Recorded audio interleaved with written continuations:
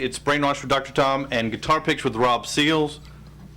Dire Straits, Sultans of Swing.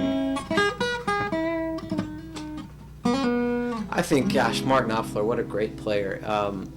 One of the things that I really admire about Mark Knopfler is that he's continued to grow and change as a player and a writer and a composer over the years.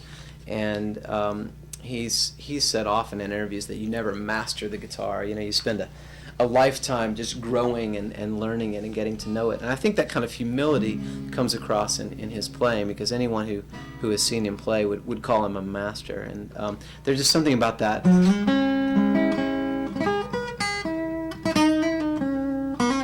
That lick of Sultans of Swing that everybody knows, and all the guitar players, you know, that's one of those solos that you just had to go out and learn.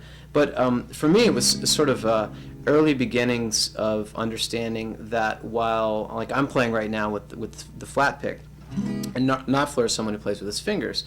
And eventually I developed a style for myself that's loosely called hybrid picking, which it's sort of bastardized picking, where you're using the flat pick, but you're also using your fingers. And so being able to get the combination of those two sounds, because the string sounds different every time. Like if I play with a flat pick, it's got that kind of thing going on, and then if I play with the nail and an upstroke, it's got that going on, and then I can play with the fleshy part of the finger, and it's got that going on, and each of those is a very different phrasing, and he is able to mix that up with his thumb and his fingers, and I started trying to approximate that with the pick in between my thumb and first finger and the other fingers.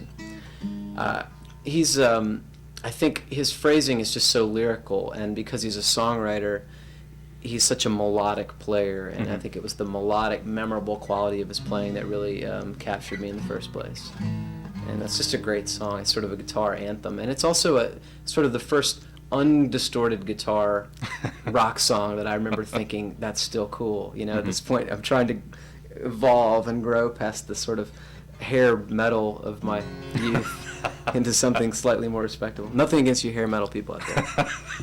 I think we all come to whatever instruments we find for different reasons, and I'm going to sound like an after-school special here, but I was definitely that lost kid who found the guitar exactly at the moment when I could have found any number of illicit or otherwise dangerous things, and I know usually the guitar is synonymous with those things, but for me it had a voice all its own, and eventually it helped me find my voice as a player and as a writer, and so first it was just the sort of angry, loud, turn my amp up, I don't care if I'm in tune, I'm rocking, aren't I, kind of thing.